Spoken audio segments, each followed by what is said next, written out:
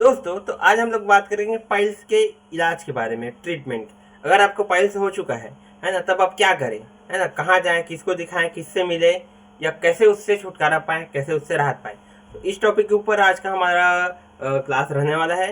तो दोस्तों अगर आपको पाइल्स हुआ है, आपको पता है ना, तो सबसे पहले काम क्या करें आप, है ना, कोई भी आपका सर्जन जो डॉक्टर है, जिसको शल्य चिकित्सा भी बोलते हैं, उनसे जाकर के एक बार कंफर्मेशन कर ले कि अगर आपका ब्लीडिंग हो रहा है तो वो पाइल्स ही है या दूसरा कुछ है।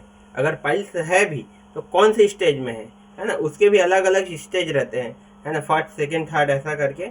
और कई बार तो कई लोग का ये स्टेज इतना बढ़ चुका रहता है कि पाइल्स जो रहता है वो फिशर के रूप में कन्वर्ट हो जाता है, फिशर बन जा रहता है, जो बहुत भयानक हो सकता है ना। तो उस चीज़ से सावधान रहिए और फर्स्ट आपका सर्जन से संपर्क करें। और आफ्टर दैट अगर जो सर्जन डॉक्टर है वो क्या करेंगे, फर्स्ट तो आपको टेबलेट देंगे। अगर नॉर्मल है तो वो टेबलेट से कंट्रोल हो जाएगा। अगर नॉर्मल नहीं है या ज़्यादा हो चुका है, बहुत ज़्यादा बढ़ चुका है या बहुत ज़्यादा आपको समस्या कर रहा है, उस कंडीशन पर, है ना, वो आपको एडवाइस देगा सर्जरी का। सर्जरी भी दो टाइप का होता है। एक तो होता है आपका नॉर्मल सा जो है ओपन सर्जरी, जिसको हाथ के द्वारा किया जाता है। एक और दूसरा जो रहता है वो लेज़र द्वारा होता है, जो कि बहुत आसान है और बहुत अच्छा चीज़ है, क्योंकि लेज़र द्वारा आपको बहुत ही कम दर्द के साथ आपका ऑपरेशन आसानी से हो जाएगा, है ना। तो ये दो टेक्निक है जो जिससे ऑपरेशन होता है, लेकिन ये ऑपरेशन सबको कराना नहीं रहता, है ना। इस चीज़ को आप ध्यान दीजिएगा। कोई कोई आदमी लोग को मूर्ख भी बनाते हैं और ज़बरदस्ती का ऑपरेशन कर देते हैं। अगर आपका एक दो ही मस्सा है, हल्का सा है ना, एकदम ज़्यादा बड़ा हुआ नहीं है, या बाहर जैसे जब तक नहीं निकल रहा है ना, तब तक उसको ऑपरेशन की रिक्वायरमेंट नहीं रहती। उस कंडीशन में अगर आपको हल्का फुल्का ब्लड जा रहा है, आपको लग रहा है कि पाइल्स हो सकता है, बवासीर हो सकता है ना, तो कंसल्ट करेंगे तो वो अपना चेकअप करेंगे, एरिया को देखकर अच्छे से इंश्योर करेंगे कंफर्म वो पाइल्स ही है ना, या क्या बोलते हैं, बवासीर ही है या दूसरा कुछ है।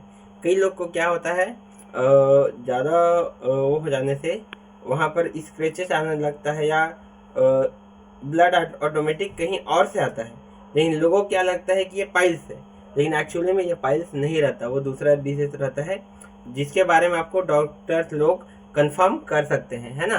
तो अपने से कुछ भी दवाएं ऐसी ना खाए। अगर आपको ऐसा कुछ भी लग रहा है ना, तो जा कर के अपने डॉक्टर को सलाह लें। आसपास में जो भी बड़े डॉक्टर हैं, है ना, जो बड़े हॉस्पिटल है, कोशिश करें कि वहाँ जाएं, क्योंकि बड़े जगहों में ज़्यादा सुविधाएं मिल पाती है, ज़्यादा सामान जो है या बड़े बड़े डॉक्टर्स जो है वो अवेलेबल रहते हैं। तो कोशिश कीजिए जहाँ तक हो सके बड़े जगह में जाए। अगर बड़े जगह नहीं मिल रहा है ना, उस कंडीशन में फिर आप क्या बोलते हैं, छोटे जगहों में एक बार कम से कम प्राइमरी ट्रीटमेंट के लिए जा सकते हैं। साथ ही में अगर आपको लग रहा है कि मेरे को पाइल्स हुआ है ना, तो एक चीज़ ज़रूर करें, आप अपना हीमोग्लोबिन टेस्ट ज़रूर करा लें। क्यों?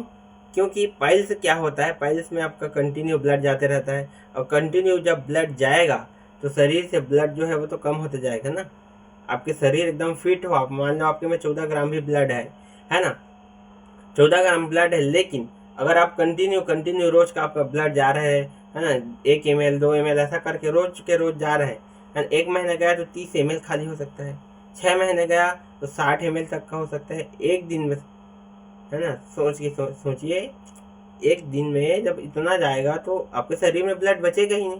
तो उसलिए कभी भी ऐसा लगे आपको, तो आप सबसे पहले तो आपका हीमोग्लोबिन का जो जांच होता है ना, उसको किसी भी पैथोलैब से या किसी भी डॉक्टर के पास जाएंगे तो उनके पास में जो लैब अवेलेबल होगा वहाँ से वो करा सकते हैं, है ना। तो इन सब चीज़ों का सावधानी से ध्यान रखिएगा, है ना। और अगर आपको कुछ भी क्वेरी रहे तो आप कमेंट सेक्शन में पूछ सकते हो। और आज का वीडियो बस इतना ही। वीडियो अच्छा लगा हो तो लाइक जरूर करके जाइएगा, और अपने जान पहचान में, भाई बंधु में इसको शेयर जरूर कीजिएगा, है ना, क्योंकि ये सबके लिए यूज़फुल रहने वाला है। Thank you.